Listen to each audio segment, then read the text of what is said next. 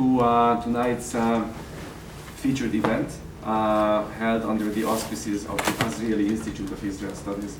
My name is Csaba Nikolényi. I'm a professor at the Department of Political Science, and I'm also the director of the Israeli Institute. It's a privilege and a real pleasure to welcome Dr. Derek Penslar here at the Institute and at Concordia University, who is going to give us deliver a talk titled "The End of the Affair: The Changing Character of the Zionist-Diaspora Romance." Now, Dr. Penslar is here tonight as part of the Association for Jewish Studies Distinguished Lectureship Program. AJS, the Association for Jewish Studies, is the largest learned society and professional organization representing Jewish studies scholars worldwide.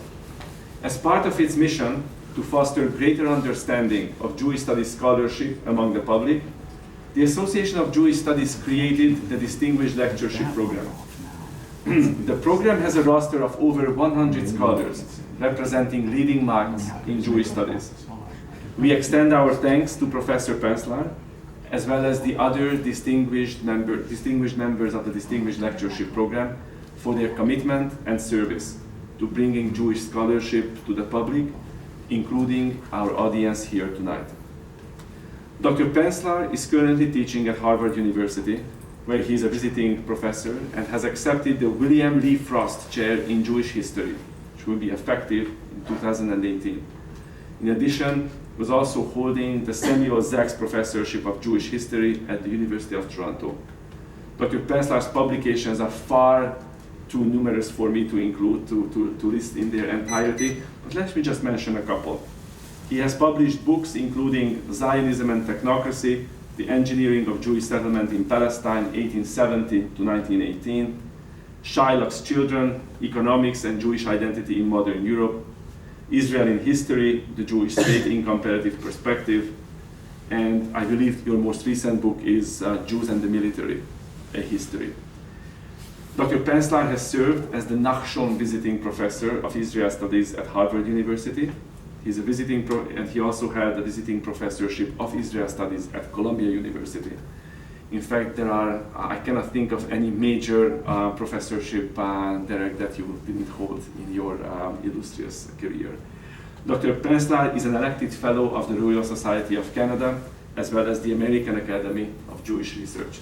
Ladies and gentlemen, please join me in welcoming Dr. Derek Penslar. Thank you, Csaba, for that very warm introduction. And thank you to both Csaba and to Jennifer for arranging the invitation. And I also want to say a word about the Association for Jewish Studies, because this is a very special program. It's one where scholars volunteer. Really, we come as volunteers to universities. We don't get compensated for our services, although Concordia has been extremely generous in providing hospitality, really wonderful dinner last night, and nice hotel and all of that. I'm very grateful.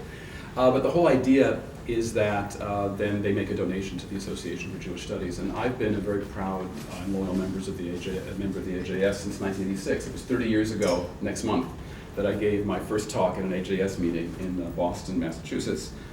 And the AJS is a very important organization, not only for Jewish studies, but for Israel studies, because the field of Israel studies is relatively new.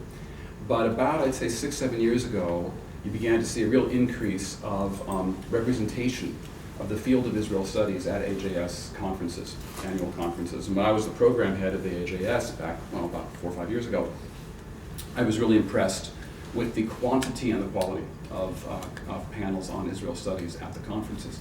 So I'm very loyal to the organization, and I'm very pleased that Concordia has chosen to become part of this distinguished lecture series. Now, tonight, I have a little bit of a technical problem. I'm visually impaired, and I use big print for my notes, but unfortunately the lighting, although the lighting would be good for almost any normal-sighted person, it's really not going to work for me, which might actually be better for all of you, because it means I can't really read. I don't read a paper. I usually sort of read a bit, and then I talk a bit, but it'll be harder for me to read, so I'll be probably speaking more extempore than usual.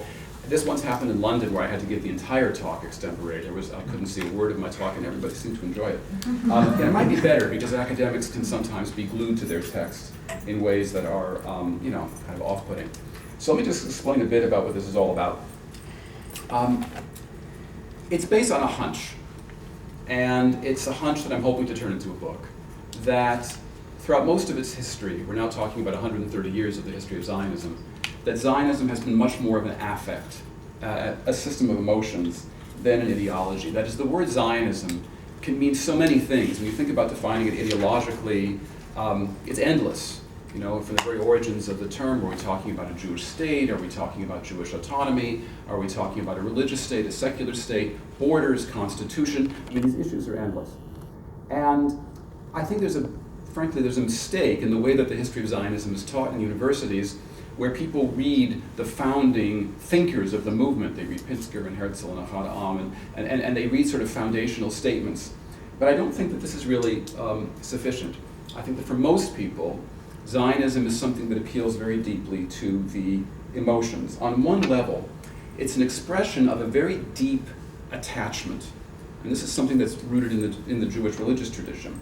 A love of Zion, Ahavat Zion, a possessive love, and an erotic love.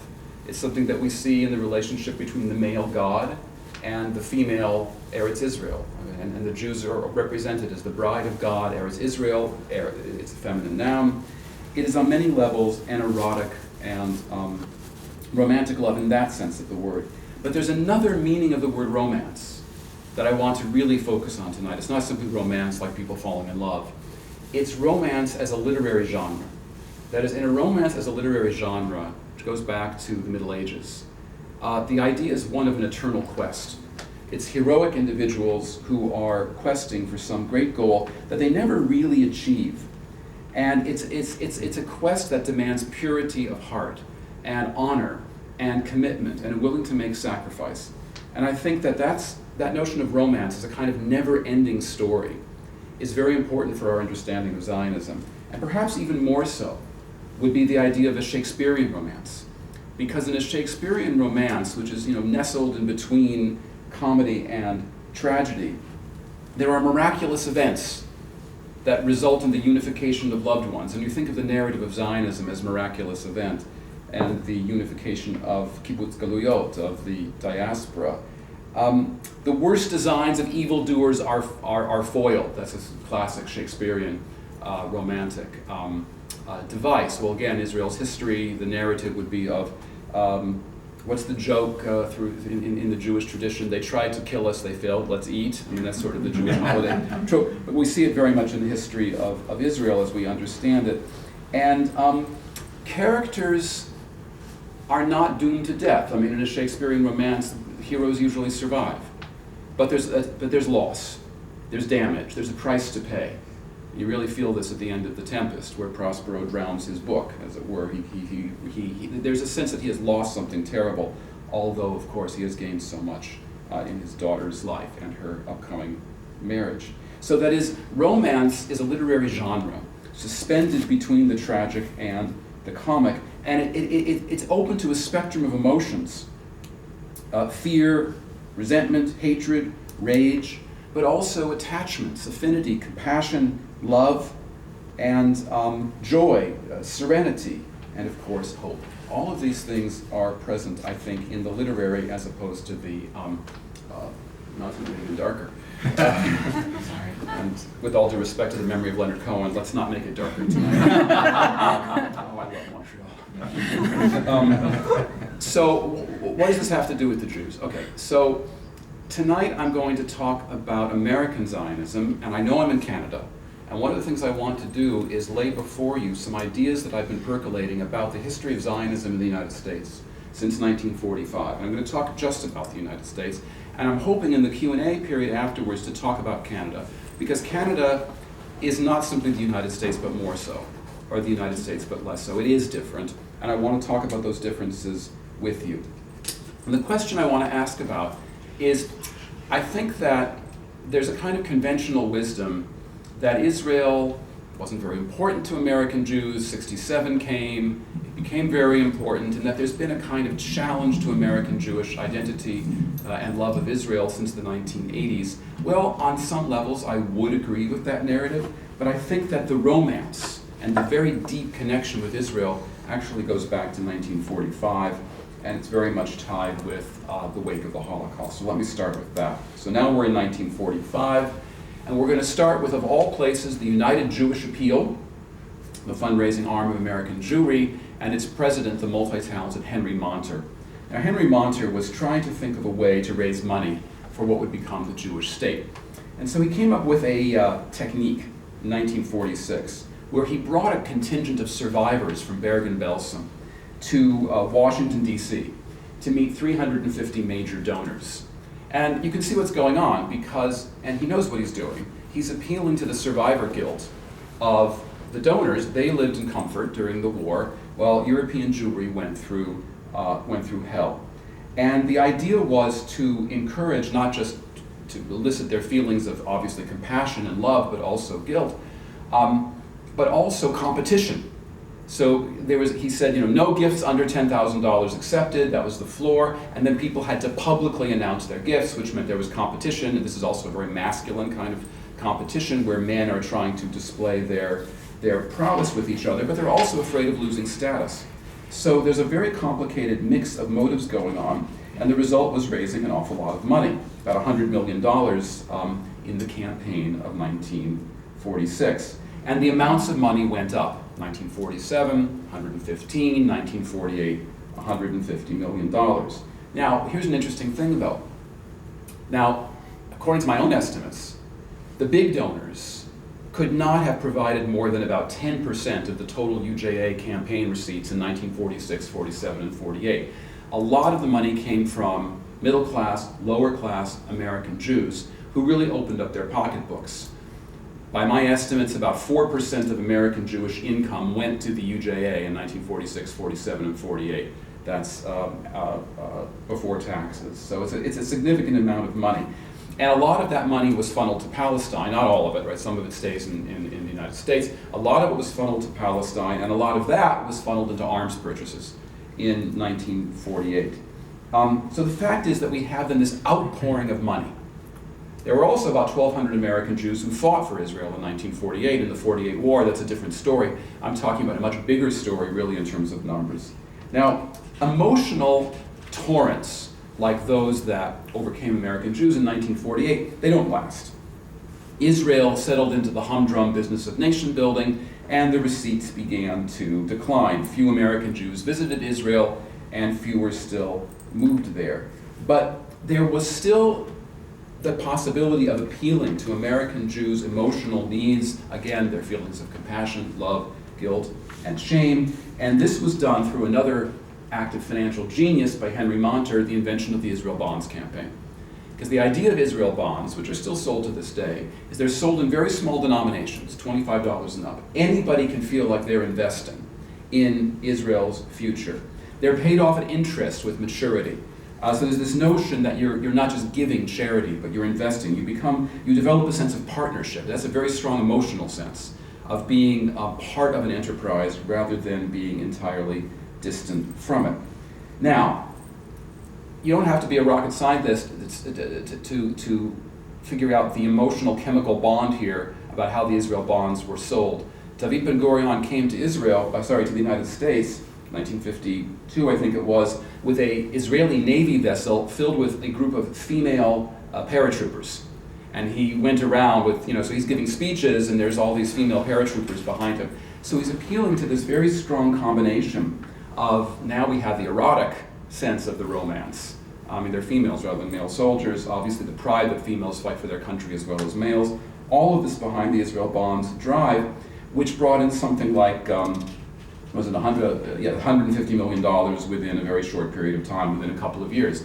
People who bought bonds in large numbers were called guardians of Israel, which gave them a sense of having some similar status to perhaps a soldier in the Israel Defense Force.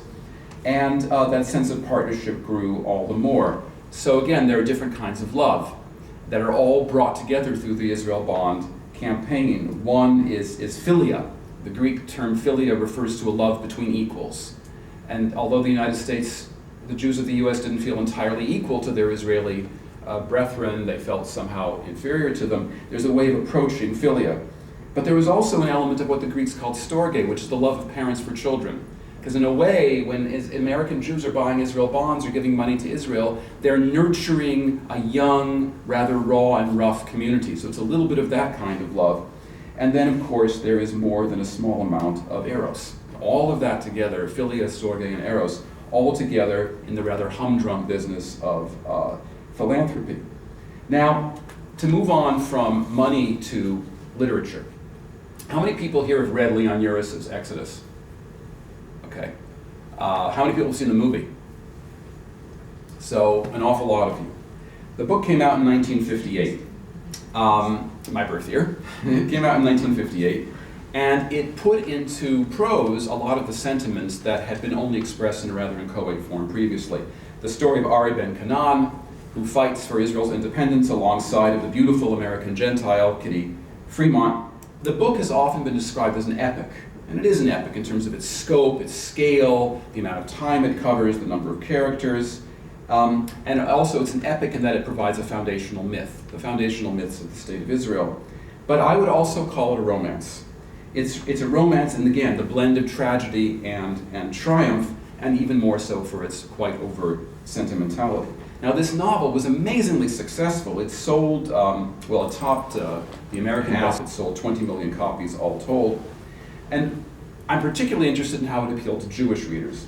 Now, in this novel, Israeli men are courageous fighters, but they're also sensitive and thoughtful. So there's the sense that the Israeli Jew is somehow a combination of a diaspora Jew, but also a new, tough, fighting figure. Ari ben Canaan is a more masculine incarnation of a staple of classic romantic fiction, which is the darkly romantic, handsome, brooding male. That he's kind of like, imagine Jane Eyre's Mr. Rochester, but tanned and toting a submachine gun. Right? It's very similar to that figure from Jane Eyre. I mean, or in a way, Ari ben Canaan can be compared to Ian Fleming's famous characterization of his most famous fictional character, that all men wanted to be Bond and all women wanted to be with Bond. And I've done interviews, and I can't say it's scientific, but I've talked to a lot of people of a certain age who read Exodus when they were young. And when I've talked to women who are now well into middle age and beyond, they do speak consistently of the erotic thrill of that Ari ben Canaan evoked, and men speak of their envy of him or their desire to be very much like him.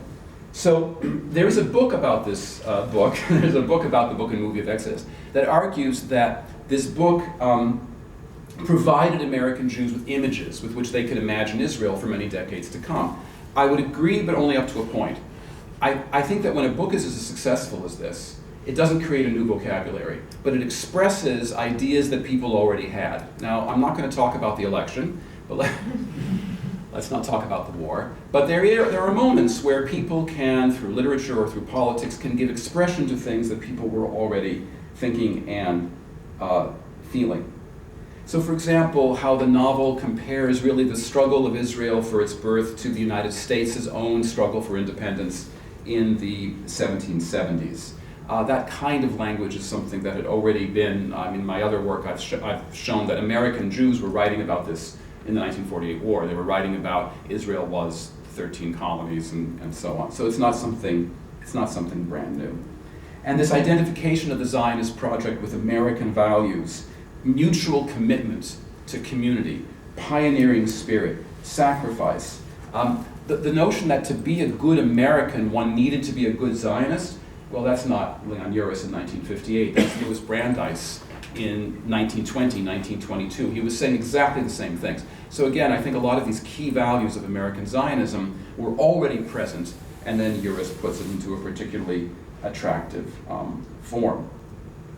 Now, it also is a way of allowing American Jews to express a kind of particularism. We are Jews, we have a separate identity, an ethnic identity, while asserting a belonging to the United States.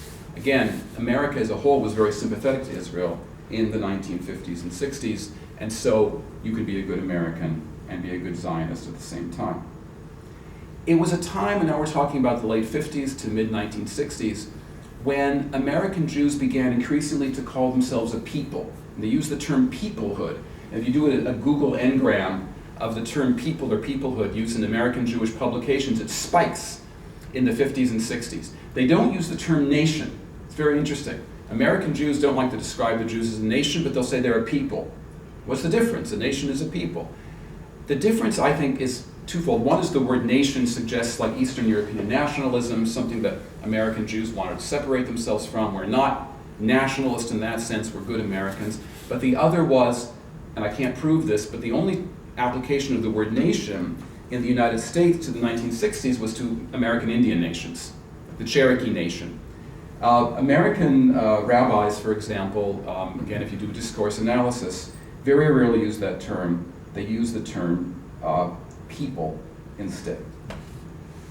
Now, we have now the virile, strong, courageous Ari Ben-Canaan, a source of pride, but also of reproach to American males. But I want to talk a little bit more about these issues of masculinity. Remember that a lot of Uris's readers in the late 50s and 60s had served in World War II. They'd fought in World War II. They had fought in far lesser numbers in Korea. And during those wars, particularly World War II and after, American Jewish organizations expended a lot of energy highlighting American Jewish heroism and contributions to the United States. They didn't use the language of masculinity, but they were talking about patriotism and heroism. And yet, after the war, the tragedy of the Holocaust made it very difficult for American Jews to feel that somehow their military contributions in World War II had been enough, had been sufficient, because it wasn't. 2/3 of European Jewry was destroyed, so there's this feeling of lack. And an ongoing feeling that had been born before World War II, that American Jewish men, despite having served in World War II, despite incredible acts of heroism, so I wrote a book about that, I won't go on about it now, were schlemiels. The notion of the American Jewish male was somehow a weakling and characterized by a young New York-based comedian whose career began 2 years after the publication of Uris's Exodus, and that's Woody Allen. Woody Allen begins his career appearing in New York City in 1960. And he appears to be reinforcing long-standing images, going back to fin de siècle Yiddish literature, of the Jewish male as smart but feckless, sexually inept, and much more likely to talk his way out of a fight than to get into a fight himself. It was a time when anti-Semitism was in decline, and American Jews were experiencing rapid social mobility. But the stereotype of the Shlemiel Jew was very much alive, and Ari Ben-Canaan was then that Jew's latest nemesis. Again, a literary equivalent of the naval vessel that Ben-Gurion got with all the, one assumes, attractive female paratroopers behind him. So what's going on here then is a mixture of pride, but also shame, very strong emotions that motivate both American Jewish women and American Jewish men in the 1950s and 60s. And by the way, this is not unique to Jews. There is a recently published book by Sakatha Banerjee, which argues that colonized peoples, and she works on India and she works on Ireland and lots of other parts of the world, colonized peoples often are stereotyped as being weak or effeminate or unable or unwilling to fight for their own freedom. And then when they do fight for their own freedom, the colonizers call them barbarians.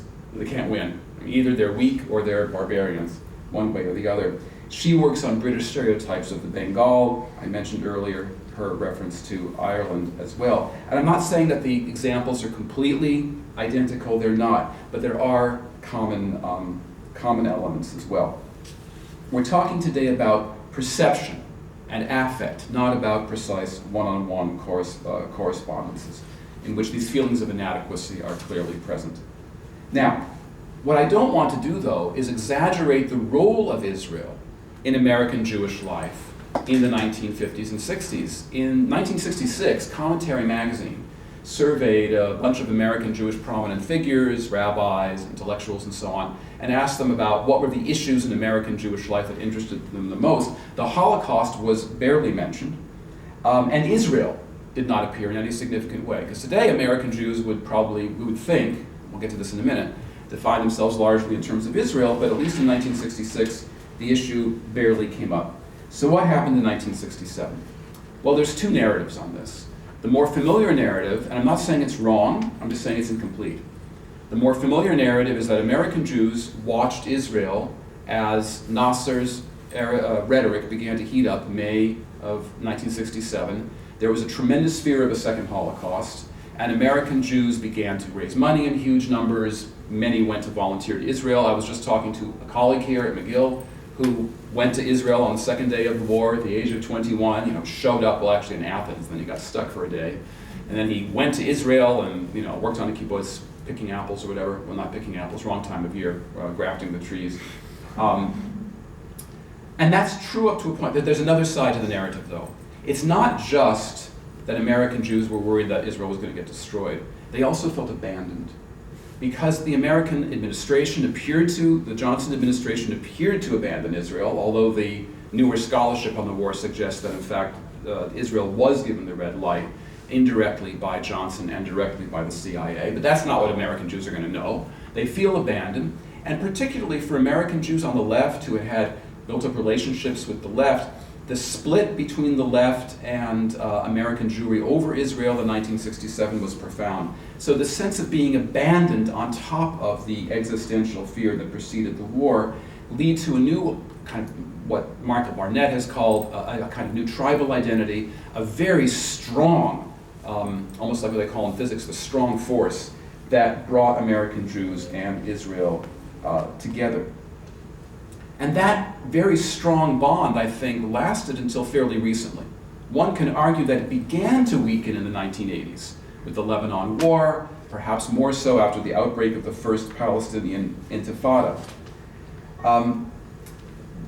These narratives I've talked about Israel as a kind of expiation for American Jewish survival guilt, or these very strong feelings of compassion and attachment, masculine pride or feminine erotic longing, all of these things, didn't quite know how to deal with new images of Israel as a powerful state, as a colonizing state, as a state in control of, at first, 1 million and then more than 1 million, now today, several million Palestinians under occupation. It's true that this complicated American Jewish attitudes to Israel. But there was, if anything, a fear not of Israel becoming, I would say, less appealing or attractive, but of peace breaking out. This is one of the very strange things I didn't expect to find in my research, that in the 1990s, during the brief Oslo period that some of you may recall, hopefully, I found books published like between 1996 and 2000 where you have American Jewish leaders of the American Jewish Congress, prominent rabbis saying, what are we going to do if peace breaks out? What is going to keep the American Jewish community together? One philanthropist said, we will continue to give the money to Israel, and they can burn it for all I care, but we have to keep on fundraising, because that's the only thing that will keep American Jewry going. So it's very funny, this is on the eve of the Second Intifada, which then, I would say, rekindled the sense of Israel in a position of crisis, and then the ongoing feeling of anxiety, compassion, some sense of guilt earlier. So far I've been talking about a narrative and the emotional forces that sustain the narrative. But how do we really know what American Jews feel? I mean, I know I've been speaking in generalities. How do we really know what people feel? Well, that's a good question. I mean, we can't. We saw in the most recent election, there were all these polls before the election, how are people going to vote, and then people voted in very different ways. So now let me talk a little bit about the attempt to gauge feeling through surveys. So we saw how badly polling works with voting. But what about opinion surveys? There are two kinds of surveys that people have used over the last half century to trace how American Jews feel about Israel. And one would be you give a list of Shabbat, religious observance, Holocaust, Israel, and you ask people to sort of rank them on a scale. And the other is where you give people an opportunity to actually speak and express their own views more subjectively. Well, if you give people a certain list of variables, as it were, or items, one problem is that people might arrange them differently on different days. I mean, if you ask somebody on Monday the 29th and you ask them a month later, you might get a different list. So you've gotten a list from a certain moment in time. You have no idea what they read in the newspaper that day. You have no idea what they think they might be expected to write.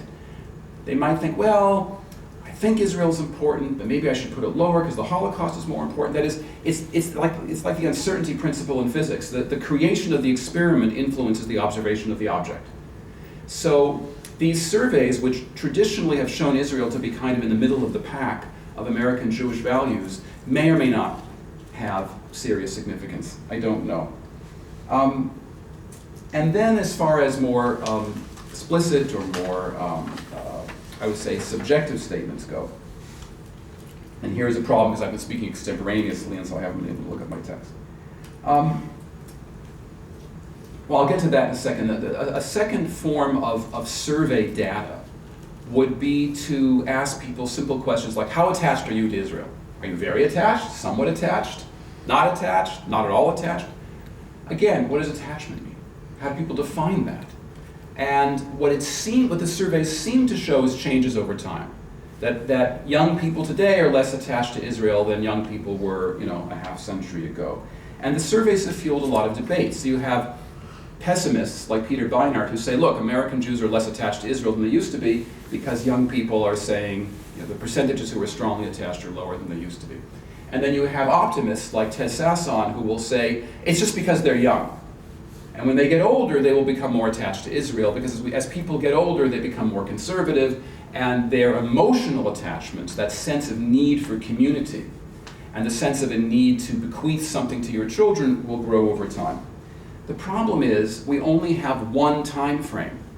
Those years when American young Jews felt most strongly attached to Israel were the years of the 60s, 70s, 80s, the immediate aftermath of the 67 and 73 wars.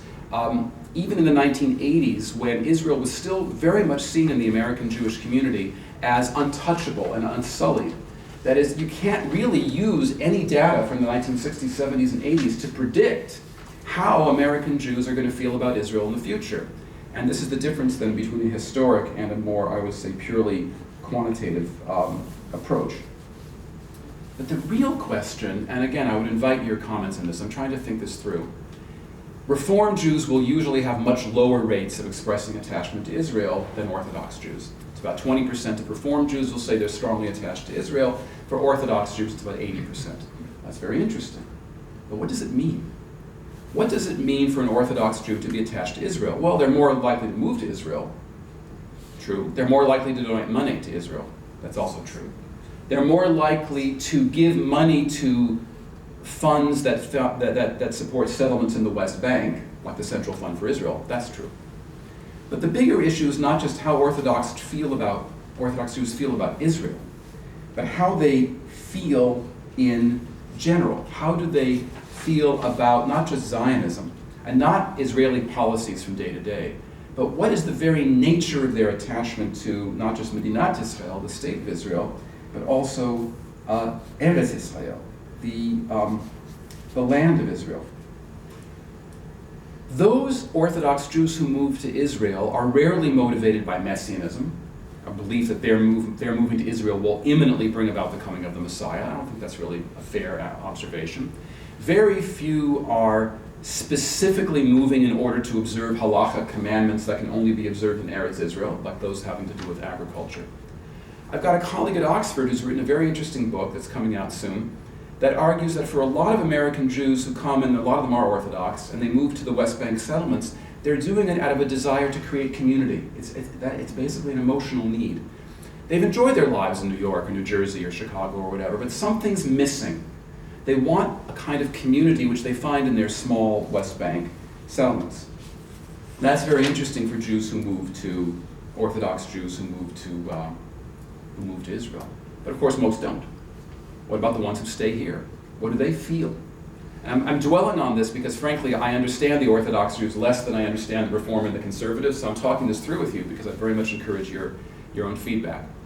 And I'm reminded of a wonderful essay, for those of you who read Hebrew, one of the best essays in Hebrew ever written was called Al HaMakom, On Place, by Zali Gurevich, who was an anthropologist and a poet.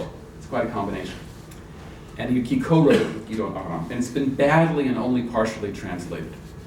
And in the essay, Gurevich talks about Mem Gadol and Mem Katan, Makom and Makom, what I would call place and place. I'll try to, or maybe I'll just say big P place and small p place. And I think that for many Orthodox American Jews, Eretz Israel is a completely natural extension of themselves. And it goes back to a rabbinic concept found in Brachot and in the Talmud and then made more famous by Maimonides, that the only difference between the days of the Messiah and our own is that Israel is no longer enslaved to the nations. That is, there's a kind of a moderateness in Orthodoxy that, and I'm not talking about political views, I'm not saying that this will necessarily lead to a more dovish or a more hawkish approach towards the Israel-Palestine conflict, usually a more hawkish approach, not always, but usually. But rather, if you see Eretz Israel as always having been there, a natural and completely normal extension of the Jewish community in Chicago or Philadelphia or New York, more flexible, more moderate in that sense of the word, the emotional matrix changes. That is, to the extent I've talked with Orthodox Jews who about these subjects, I do not encounter the emotions of shame, guilt, fear, anxiety that I talked about earlier. Instead, what I encounter is confidence, hope, pride, and a kind of taking for granted the sense of community and of belonging. I'm not idealizing it, because I'm not saying I agree with these people's political views, but I'm saying that there's a different affective register. Now, it's not day and night. You can find anxious Orthodox Jews, you can find confident Reform Jews, but I'm saying that you have kind of a Venn diagram, and there is a different emotional makeup in the Orthodox than in the other denominations. And let me clarify that further by talking about birthright. The birthright program, which has taken 500,000 young American Jews to Israel since its foundation about 14 years ago. It's an amazing story, 500. I mean, it used to be that the percentage of American Jews who went to Israel was far smaller 15 years ago. Now airfares are cheaper, and people go to Israel now for all kinds of reasons, but 500,000. Most of whom are not Orthodox. Most of whom are not. And I want to quote from there was a young woman on a birthright trip who was followed by an anthropologist who went on one of these trips as a participant observer. So there he is in the bus, and he's watching the kids every day. And what he finds, and he was talking in particular to this one young woman who said, everything here is awesome.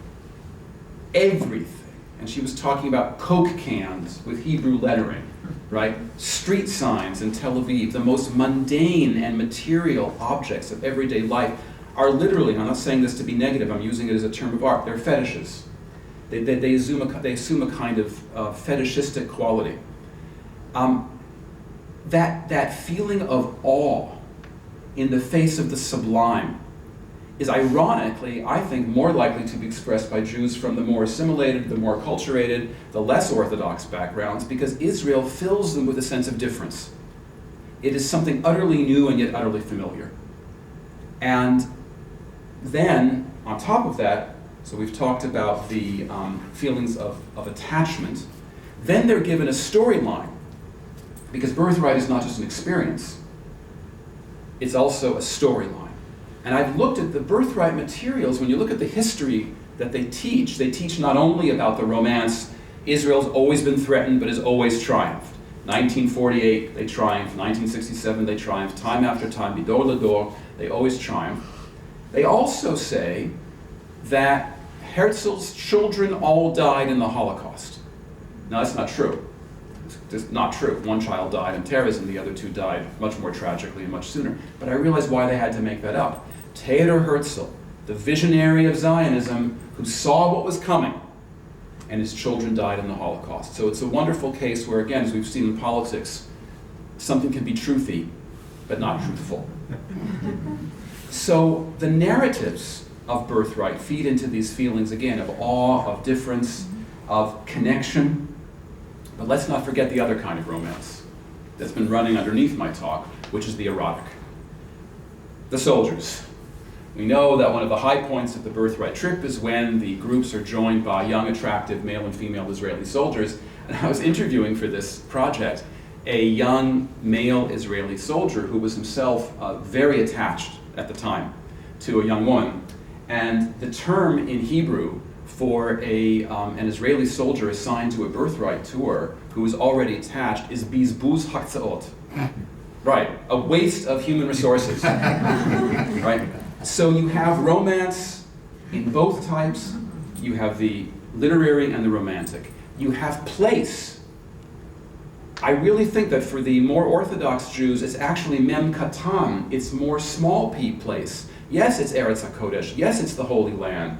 Yes, it's Judah and Samaria. but I think it lacks that sense of, oh my God, it's all awesome, which really is capital P place. And I know that awesome can be just a slang word for great, like awesome, man. But I think in these cases, young people are using it quite seriously. And we should not take for granted the emotions of awe that these young people are age over time. More American Jews go to Israel than before, as I mentioned, and Birthright is functioning very well. Obviously, there is a countervailing force and a countervailing set of emotions.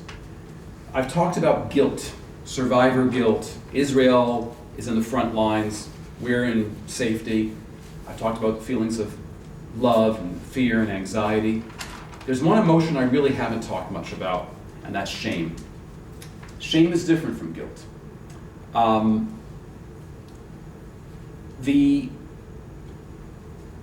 far left in this, well, in the United States at least, can impose, at least in some young American Jews, and some older American Jews, but certainly some young ones, senses of shame because they feel that Israel is part of what they would consider to be the forces of oppression or colonialism in the world. I don't think it's a dominant view, but I do think it has grown among American Jews in the most elite universities, the kind of people who Peter Beinart wrote about in his book from a few years ago. What they don't identify necessarily with Jewish victims of the Holocaust or with Jewish victims of war and terrorism. They identify more with the victims of Israeli oppression. And so there's a different kind of emotional matrix. It's more a sense of shame, and it results in the name of that organization, Not in My Name, which I don't know if it's active in Canada, but it's active in the United States. I don't think this is a majority discourse, and I don't think it's going to become a majority discourse, but there is that emotional underpinning of shame as well as guilt. Where will the future lead? It's probably the case that American Jews are more informed about Israel, more literate about Israel, more likely to have a smattering of Hebrew than they were, say, 15 years ago. I think they are more Israeli literate. One could argue that the emotional register has changed from a kind of naive, romantic love, erotic,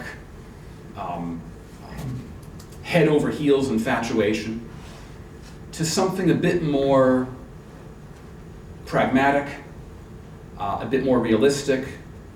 I think that sociologists of the contemporary American Jewish relationship with Israel talk about tough love, or they talk about realistic love. They use these languages that might be used to describe a rather successful but perhaps a bit stale marriage. Mature love, that's the term they use. Perhaps.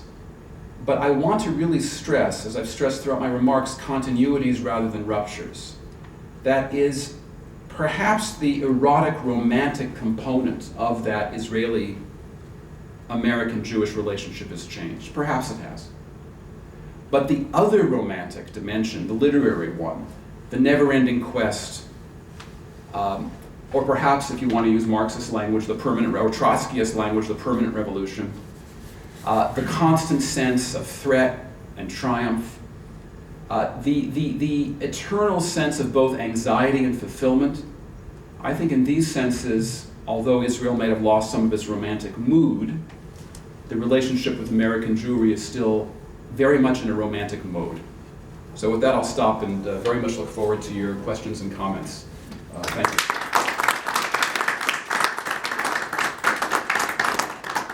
I'm going to put on my other glasses so that I can see you. Oh, that's better. Yes? With all due respect, I think you oversimplified the 60s because that was a period of civil rights, of anti-heroes, of the new left, etc., which affected many Jews, and it did also have some effect on their connection with Israel. So we had two streams. It was schizophrenic. Right. On the one hand, you had the strong feelings of attachment and guilt, but on the other hand, you also had the idea of shame, of questioning, right, etc. And so both streams continued in parallel. So that the new phenomenon that you're talking about now, about how you have some college people, young people being attracted to BDS and so forth, is really a continuation of that other stream that has never gone away. Right. And so the question is, now interestingly enough, I attended a lecture yesterday which was dealing with the question of what does being Jewish mean, where the idea was proposed that the essence of Jewish personality is contradiction, that we accept both light and dark at the same time, right and wrong at the same time. In other words, that two opposite streams can coexist at the same time, and without necessarily being contradictory. We accept the fact that, on the one hand, Jews had to identify with Israel, on the other hand, they had to question Israel. So that both sort of worked at the same time. And because of that, I'm not as confident as you are. I hope you're right and I'm wrong. I'm not as confident you are that the questioning and the criticism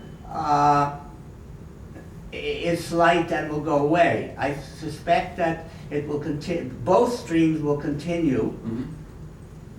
And I'm not sure what the outcome will be, but I suspect that both will continue for quite some time. Well, thank you for that. First of all, I agree with you completely that there always was that other stream. It's interesting how long, for example, the American Council for Judaism, which was an explicitly anti-Zionist organization, survived long after 1948. It was completely respectable in the 1950s, and what was his name, Berger, right, the director of it, he had very close relationship with, among other people, some of the members of the PLO Research Center in Beirut. They liked to quote him, he'd like to meet with them, and to be an anti-Zionist in the 1950s did not remove you from the, you could be a totally respected member of the American Jewish community. Think how different it was by 1979. When Arthur Hertzberg famously wrote, you can be an atheist, you can eat treif, you can marry out, you can break every commandment, but you can't be an anti-Zionist. And he was writing this with self-conscious irony, because he was concerned about this particular approach to Israel. However, there was that force, and yes, there were some in the Jewish left. Look, there were the Trotskyists and the kind of the New York intellectuals back from the 30s and 40s who had been anti-Zionists and who continued on into the 50s and 60s. And there were journalists like Irving Stone, who was famously anti-Zionist. But I still think that there's quantitatively a big difference between those voices, say in the 1950s, and now, whether it's the nation, and I'm not speaking critically, by the way, I'm not here making value judgments, but just there is a kind of footprint now to a critical discourse about Israel from within the Jewish community. And it can range from criticism that rejects Israel altogether to a criticism that, as you're saying, would be sort of questioning, but still supports the existence of Israel as a state with a Jewish character. And I'm certainly not saying that I believe that the questioning will or should go away. Chas v'shalom. I'm simply saying that I believe that at this moment, I do not believe that, let's say, the young Jewish students at Harvard, where I'm teaching at the moment, or at Yale, Princeton, Stanford, who are indifferent to or critical of Israel, I'm not saying that they, at this moment, represent the mainstream. But I did say earlier that we cannot use earlier survey data about growing attachments to Israel over time. We cannot rely on that at all. You might be completely right. It might absolutely will be the case that the growing indifference that seems to be, occurring in these particular settings will simply expand over time. It's completely possible. But I'm a historian, so my job is to try to figure out what happened. I'll let all of you tell me what's going to happen. But, now we have some people who can. Yeah. Hi. I wonder how do you, and you talked about the fact that there is a criticism about Israel which doesn't reject its, either its Jewish character or its existence altogether. J Street is very much at that vein. Exactly. Is it a new engagement with Israel? Isn't it kind of a liberal engagement with Israel? Sort of the Peter Benner basically is very much representing this kind of an approach. Yeah, it is. Is this the face of the future? It very well could be. I mean, right now it has 10% of the membership and 10% of the financial resources of AIPAC. Will it grow over time? That really largely depends also on the financial levers or the financial drivers of the American Jewish community. I mentioned that in 1948, a lot of that money did not come from gvirim, as they would say in Hebrew, from the big bosses. It came from small givers. There is a sense in the United States that, whether it's Sheldon Adelson on one side of the political map or, George Soros on another, that there are a few people who give vast amounts of money that really determine the shape of where American or global Jewish politics goes. So I don't know really to what extent we can talk about a kind of populist American Jewish reaction to this. I think personally I see J Street as a very positive development. I hope it will continue.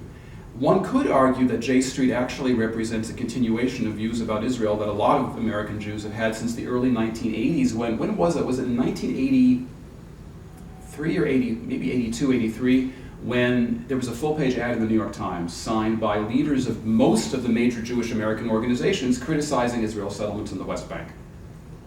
I don't think that the Conference on Presidents would do this today, but they did it 33 years ago. So it could be that J Street is simply going back to where we were. And did you have a question as well, or there was somebody? I just wanted to give you a Leon Uris, it's Frank Chuck. Oh, hi. To give you a Leon Uris, Ezer Weizmann story. Yeah.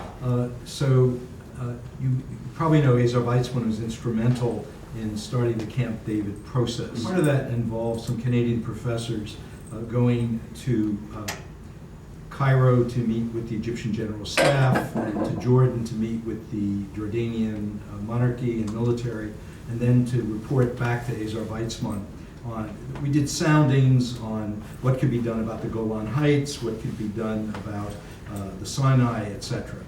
And so if you put yourself back now to about May or June 1978, we're reporting to Weizmann on our findings, which are very encouraging. And we're sitting in his conference room in the Defense Ministry. And when we come in to meet with him, there's a guy sitting next to him in a kind of blue safari suit. And he said, "I'd like you to meet my friend Leon Uris, who's visiting with me." And so you've given me a new framework for what followed. Weizmann hears out our report, and he says, this is exactly what I thought was possible. Now you must excuse me because I have to meet with my colleagues of the cabinet. He turns to Leon and he says, "Who are idiots."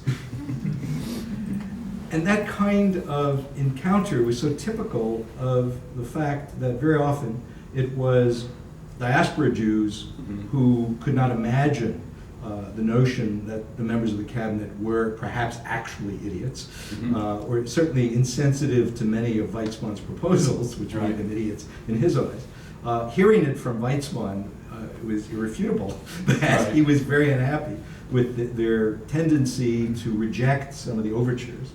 And taking what you said about the romance, my only regret is that I didn't get a chance afterwards to interview Uris to hear what he thought about that. I mean, he was not an uncritical guy, he was a bright guy. But on the other hand, the impact of his work was largely uncritical. Well, in the book itself, the book itself is more complex than the movie. Yes. But still, it is very much a Technicolor book. And the heroes are heroic, and with one exception, the Arab characters, most of the Arab characters are vile. Yes. And there is some complexity. Yes. In that, I forget, at one point in the book, one of the Arab characters talks about what it's like to lose your home and your homeland and all of that. We agonize over the suffering of the Palestinians and others. Yeah, which is all missing from the movie. Yeah. But, grieving over the grave of, and I'm blanking on the name of the refugee girl who's killed, and then they're at her grave at the end. It's very much then this sort of, and it was a line from the early 20th century that new life will only come in Eretz Israel if it is watered by blood, by Jewish blood. Thomas Jefferson. Sorry? Thomas Jefferson. No, but he originally said it, but then it was rephrased by Zionist, and I'm trying to remember who it was, or if it was some labor Zionist figure in the early 20th century. It wasn't the Tree of Liberty, right? Yeah. It wasn't the Tree of Liberty, but it was similar. So also this tendency to defer, and maybe some of you have been in these sorts of encounters, I haven't, but where, you know, if you're an American Jewish VIP, you get to go to Israel, and they take you in a helicopter, and they take you to the Golan Heights, and you have meetings with generals. So it's that very interesting combination. On the one hand, you feel like you're part of the secret compact. You're a partner in the enterprise. On the other hand, they're the generals. They're the ones who are fighting, and you're just there giving them money. So it's this very interesting emotional connection between feelings of partnership, but also a kind of fealty and obedience, and again, admiration, but admiration tinged by a sense of inferiority. But it can also flip. So for example, when the Oslo moment came in the 1990s, I was talking to some, again, what I call the macherocracy, which is the sort of American Jewish leaders, the American Jewish Committee, and synagogue rabbis and so forth. It's the one term my students remember from the class is macherocracy. And this one guy said, you know, the problem with Israeli Jews is they're too involved in the conflict to see straight. But we American Jews can see the big picture. So we can appreciate that they are making a grave mistake by entering into these agreements with the PLO. And that sense that, you know, American Jews sometimes know better. You'll normally find that if the ascendant power in Israel is hawkish, it'll be American doves who say that they know better, and the other way around. So it's this complicated mixture then of a sense of inferiority, but also Israelis, what do they know? They're hot-headed, they're emotional. You know, we're seeing it from afar. Other questions or comments? I'd love to hear what you think about the Canadian sort of counterpart to all of this story. Yeah. Yes, I would like to ask you something very simple. Besides all the commentaries and some others, I would like to know, should we cancel the word Zionist? Because I am thinking Zionist is not something actual. It was Right. actual, you know, before the state of Israel was created. Right. So Right. it has passed 68 years since then. Right. Could we cancel, could we still name somebody who pretend that it is Zionist? Right. What is your opinion? I would love to come up with an entirely new word. I think that's a great idea. It's sort of like in Eastern Europe, you know, the communist parties, actually they got rid of the word, but they're still around, right? The former communist parties. I mean, we have the expert here. But don't they have new names? Many of them do, yeah, but more of them than not at least retain the word socialist. Oh, socialist. Yeah. Yeah, well, that's, except for the United States, the word socialist has a certain cachet. You can't say it in the United States, you can't even use the word liberal. Liberal means somehow it's associated with depravity and fluoridation of water and all kinds of terrible things. But the word Zionist, see, I know that in university campuses the word Zionist has become a pejorative. To call someone a Zionist or a Zio, I think is the one form I've heard, is essentially akin to calling someone a racist. And I know that in Israel, the various political camps are all using the word Zionist because they're trying to prove to the Israeli electorate that they are equally patriotic. So the Israeli left, or what's left of it, will use the term HaMachaneh HaTzioni, the Zionist camp, HaYichud HaTzioni, the Zionist Union, because they're trying to claim we too are equal partners in this enterprise. The word Zionist in contemporary Israel, outside of politics, has a very strange meaning. I hear it used by my friends in Israel, and they associate it often with simply a good deed, altruism, voluntarism. So let's say I have a friend, his daughter is a social worker. It's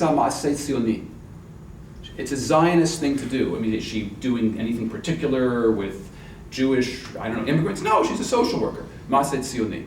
Because it's altruistic, as opposed to, Maaseh Melikai. I mean, I don't know what's the opposite. I would love to see the word replaced, but I don't know what with. And that notion of the word Zionist, it's time to retire it. You know who invented the term post-Zionism? It'll really shock you. It wasn't some left-wing intellectual in the 1990s. It was Vladimir Jabotinsky's son, Ari. He invented the word post-Zionist in 1952. He wrote, Anachnu nichnasnu le'idan post-Zioni. We have entered a post-Zionist era. We've created the state. We've done it. Let's move on. And in the 1960s and 70s, leftist but still very Israeli committed intellectuals like Menachem Brinker and Bernard Avishai, they used the term post-Zionist. We're done with that. Now let's move on, build the state. Then the term took a different meaning in the 1990s. And now the word is very much a relic. and it has to be very carefully defined. And that's where I started from, is that what does it mean to be a Zionist? And yes, you can define it in a tortuous way. It includes the West Bank, it doesn't include the West Bank, it's secular, it's religious. I think it really comes down to a sense of an emotional connection. That I feel an emotional connection with this, however it is defined, and however its borders are, I feel an emotional connection with this entity that is today called Medinat Israel, the State of Israel.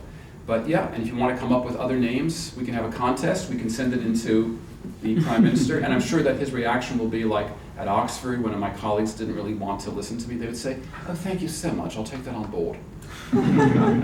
Yes? I just want to know, in your research, what percentage of Zionists are Jews? Aha, that's a whole other issue, which is that the word Zionist can mean many things other than Jews practicing a form of Jewish nationalism. If you can define Zionism as a kind of Jewish nationalism. Jews are a people. Historically, there were Zionists who might be interested in the creation of a Jewish homeland. They were just as interested in things like, I don't know, Hebrew culture or even Yiddish culture. The two were not as antagonistic as you might think, because they were Jewish nationalists. But Christian Zionism, in one form or another, goes back even further. Because you've got Christians writing in the 1820s, 1830s. The term then was restorationism. It wasn't Zionism, it was restorationism. The restoration of the ancient Hebraic kingdom, part of the divine mission, the return of Jesus, and so forth. And you had, it was Lord Salisbury. There were several of these figures in the 19th century who wrote very important and influential tracts. Now, it's hard to say who influences who. So, for example, in 1875, when the Jewish Chronicle this is the most influential Jewish newspaper in the world, runs a leader, that is a lead story. And the story says, Judea must belong to the Jews just as France belongs to the French, or something. Is that something internally generated from the Jewish religious tradition or from Christian Zionism? When Herzl led the Zionist movement, there were non-Jews who adhered to the movement, who supported him, and he was very good at exploiting their support to try to get more support. I found there was a report from the first Zionist Congress by a Lutheran minister who wrote, about Herzl's beauty and his biblical charm and the restoration of Zion and so forth. And then it's continued apace to our own time. Now, in the United States, Christian Zionism was pretty quiet, but it roared up in the 1980s with the rise of the new evangelical Christianity, the alliance with Ronald Reagan, because before that it had been much more politically quiescent.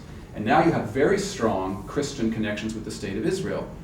Is it Zionism in the sense of the belief that Jews have a right to a state in historic Palestine? It's usually accompanied by a very strong theological message about the ingathering of the exiles as part of the divine plan for the second coming and so on. And that's something you probably would not find, I'm using British irony here, it's something you would not find very often in Jewish conceptions of Zionism. But the word is certainly used. The word is used in Christian circles, and it's been used, the term Christian Zionism has been used very prevalently since the 1980s. So you're absolutely right. And of course, there's a lot more Christians in the world than there are Jews in the world. And there's 13 million Jews.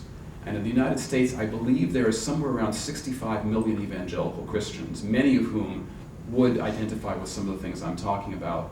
It's a nice way of saying, yes, you're right. The numbers would change quite a bit if we look at that. Yes? Quick remark and then my question. The British Security Service during Begin's revolt preferred the definition, they like the joke, which was a Zionist joke. A Zionist is a Jew who pays a second Jew to send a third Jew to Palestine. Yeah, that's an old Jewish joke, yeah. But my question is, I guess, more about socialist competition for hearts and minds of Jews in America in the 50s and 60s. And does Zionism win this competition? Does it influence American attachment to Israel, this competition? Well, by then, it's a good question. I think the chronology would probably be such that, Zionism is a minority movement until certainly, it only becomes a mass movement really in the 30s, early 30s, and then it declines quite a bit as the prospects of a Jewish state seem to decline. Bundism is much more popular, various forms of Jewish socialism, Jews attached to communism. I mean, you look at American Jewry, you look at New York City. In terms of the emotional attachments to Eretz Israel, no, a lot of American Jews weren't Zionists. You know, absolutely not. I think by the time you get to the 50s and 60s, communism is now embodied in the Soviet Union, which is not particularly attractive for most Jews, and China, East Bloc, Soviet Union, China. Communism is such, although there are still Jews who adhere to it, right, absolutely, but it loses a lot of its charm. And I think it was Deborah Dash Moore, in her book comparing the Jews of Los Angeles and Miami in the 1950s and 60s, who writes how they really distanced themselves from socialism and communism, because they're trying to say to their fellow suburbanites, we are like you. Well, we'll be Democrats, fine, we'll vote for Adlai Stevenson or something. That's about as far as it's going to go, not Henry Wallace. Okay? So of course there are Jews who vote for, you know, socialists, but I think that attachment definitely weakens in the 50s and 60s. But you know, your point about the Jewish kind of hard left or whatever, particularly among the intelligentsia, yeah, I mean, it continues. And there are, I mean, what was it, even Robin, my wife Robin is in the back there, when we moved to Toronto in the 90s, I remember there were still the old Yiddish, I think maybe they're now, I don't know, they're still functioning, the old, you know, Borachovite, Yiddishists or whatever. I mean, you know, they were still around. But I think the combination of the Holocaust and the establishment of Israel and the Cold War. So that, you know, kind of a trifecta that helped weaken those things. Yeah. And just following that, what about class? How does that affect this Zionism's influence or, you know, people's attachment to Israel? Well, it affects it a lot because, again, if you're middle class, and American Jewry after 1945 becomes increasingly middle class, Zionism becomes a kind of respectable way to assert ethnicity. That is, suburban Judaism is reflected in the suburban synagogue, and a kind of a minimal Jewish education, and an attachment to a state which is perceived as, or presented as, a kind of an extension of the United States in terms of its basic values. What you don't have anymore is the notion of class struggle, and that to be a Jew is to identify with the oppressed of the earth, right? And both in Jewish activity and solidarity with others. I mean, I'm not saying it dies, because it doesn't, but it certainly weakens. You know, obviously there were working class Zionists in the interwar period, but the Vorwärts was not a Zionist newspaper. You know, the Jewish labor movement was not particularly Zionist during the 1930s. So a lot of this changes after World War II. And you're right, it is tied very much to bourgeoisement. Way in the back, yes. My name is Maya Nazarek. I was your student at the University of Toronto 15 years ago. Oh, right. Hello. Hi. So I'm actually, I've read somewhere in Judith Butler, who's probably a colleague of yours, that she defines a good Jew, a Jew who is an anti-Zionist, in fact, who actually stands up for the principle of justice as she defines it. And so I was wondering how you wrap up around the whole concept of justice around these issues.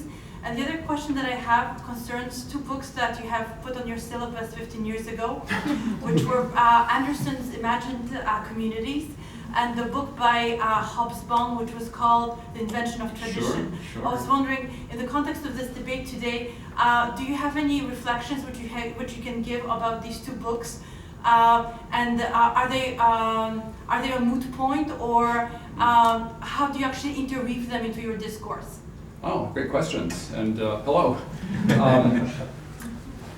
Okay, I mean, there's a difference between the normative and the historical. Okay, so if you're speaking from a sort of historical perspective and an analytical perspective, there's 5.5 million Jews in the United States, and then how do we define a Jew, right? Because now, if someone's got one Jewish parent or one Jewish grandparent, or they're raised Jewish but they're raised in another tradition, and you know, how do you define who's a Jew? That's a whole other question. But let's say there are 5.5 to 6 million people who would identify as Jews. Let's leave it at that. Some proportion of them, particularly young and particularly well educated, some of them would identify Jewishness in terms of a kind of categorical commitment to social justice, rather than a relativistic one. And so some of those people are going to be extremely hostile to Israel. Because they're going to measure Israel by a certain moral yardstick, and they're going to say Israel fails. Israel fails. It's not the majority. I don't even think it's a small minority, but it's certainly present. And they're very visible, and they write, and they speak, and you will find them in American universities and Canadian universities, and it's certainly there. As far as the literature on nationality theory, you know, it's been a long time since Benedict Anderson and Hobsbawm. These are books from the early 80s. And the field of nationality studies has undergone a few kind of generational changes since. But I would say it's kind of taken for granted now that nations are constructs. They're cultural and I would say affective constructs that are merely the latest iteration of the basic human need for community. We all need, you know, we all have to be with others, right? We all need community. It can take the form of communist community or fascist community or libertarian community. Even libertarians actually hang out with each other. So that's kind of given now. In that sense, the constructed nation theories of the 1980s haven't been incorporated to the mainstream. But what also, if you want to look at sort of the newest wave of nationality theory, Azar Gat, I would say, his book from 2013 on nations, shows there's more of an emphasis to also look at, yes, but the nations do fall into some kind of pre-existing grid. And that's the old Anthony Smith argument, also from the 1980s. So, you know, the fact is Jews today are very different from Jews 100 years ago, 200 years ago, 500 years ago. But there are these commonalities. And so people are looking more and more to those commonalities as well as to the differences. But it's, you know, it's obviously true that if we were to go back in time 250 years to, you know, Poland, the late 18th century or something, and talk about the phenomenon of the modern state of Israel or the modern Zionist movement, I wouldn't even say it would be met with opposition. It would be met with complete incomprehension. Right? It would simply be a language that they couldn't even fathom. People often ask me, since I'm writing a book about Herzl, how would Herzl feel about Israel if he could see it today? And sometimes I say he wouldn't even be able to see it. His senses would not be able to process what's happening all around him. You know, as a man of the late 19th century and the early 21st century. So I think that Israel continues to be studied within the frameworks of nationality theory, and I do this, you know, I still do this, although I no longer assign those books from the 80s. I try to assign nothing written before about 1998 now. So, and it means every year having to read a bunch of new books. But to get back to affect, which I really think is the key, if I want to recommend like the newest, really interesting work, there's a guy in Tel Aviv named Uriel Abulov who wrote a book about small nations, nations that feel themselves to be in a constant state of existential fragility. He compares Quebecois, here we are, Quebecois, Afrikaners, and Israeli Jews. And he's an IR theorist, so he's got lots of theory and graphs and charts and all of that, and then he has his 3 case studies. And I think it's a very, very interesting book, because ultimately it's about feelings of existential angst. And it's about the difference between fear and anxiety, which is also something very important. There's a difference between imminent fear and a kind of chronic anxiety, and different national groupings will feel different registers of fear or anxiety depending on the situation. So I'd say this is sort of where things stand right now. The constructiveness, we get it. Now let's move on to how people construct matrices of feeling and communication and community. Because of course it's a construction. Now let's look at the content of what they're creating. I still haven't heard anyone talk about Canada. Yes? Here is probably a generation newer in North America than the ones in the U.S. who came in through New York and then spread around the States, which led to a different ethos, I think. We were closer to Europe. Many of us were the children of survivors or survivors ourselves, and we were sent in the summertime in the 40s and the 50s and the 60s to camps. And many of these camps, or maybe even most of these camps, were Zionist camps. Right. Different movements from labor to Hanor Hatzioni or whatever. So that made a bit of a difference, I think. Well, it's all a question of proportions, because those camps existed in the US as well. And there's a very good article that I assigned to my students called Israel and the Poconos. And it's about this one Jewish summer camp, Zionist summer camp, over a period of about 40 years, and how it's changed and what states say it's the same. And it's Pocono, so it's getting all these kids from Pennsylvania and all around there. And the same, idealization of Israel and the kind of performance of an Israeli identity. But what he points out also is a constant sense of foreignness. We're in a kind of temporary short-term Israel, but it's not really Israel. I mean, his whole theoretical framework is simulation. Simulation has verisimilitude, but it's not real. And it's not real, because if you want the real thing, you move to Israel. So, he's a sociologist, it's very clever. But from what I know about Canadian Jewry, I would completely agree with you that and here again, the visceral connections to the old world and to Israel have historically been much stronger, community much more closely tied to the Holocaust. And Yeah, but there's another aspect, to overgeneralize. Mm-hmm. Canadian identity tended to emphasize a multicultural context. Right. So you don't have to feel guilty by being supporters of Israel. Whereas Right. in the melting pot idea of the United States, the question comes up about divided loyalty. So I think these generalizations can be overdone, but I think there is a qualitative difference in terms of broad cultural outlooks. That might explain the need for American Zionists to create the narrative that Israel is the United States and they have to really go on and on about its democratic and liberal values. It would be interesting to compare that discourse with Canadian Jewish discourse about Israel, let's say in the 1970s and 80s, if it is simply a more unapologetic nationalism or attachment, as opposed to the very thick layer of apologies that American Zionists have been producing about Israel for the last 50 years, as we're moving into the anniversary of 1967. Ladies and gentlemen, this is how much time we had.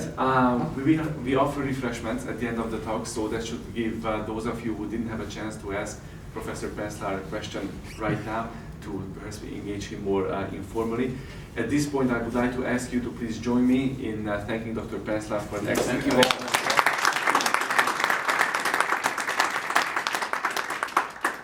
And before we would break off for the refreshments, please also join me in another thank you that goes out to my assistant, Ms. Jennifer Solomon, without whose agency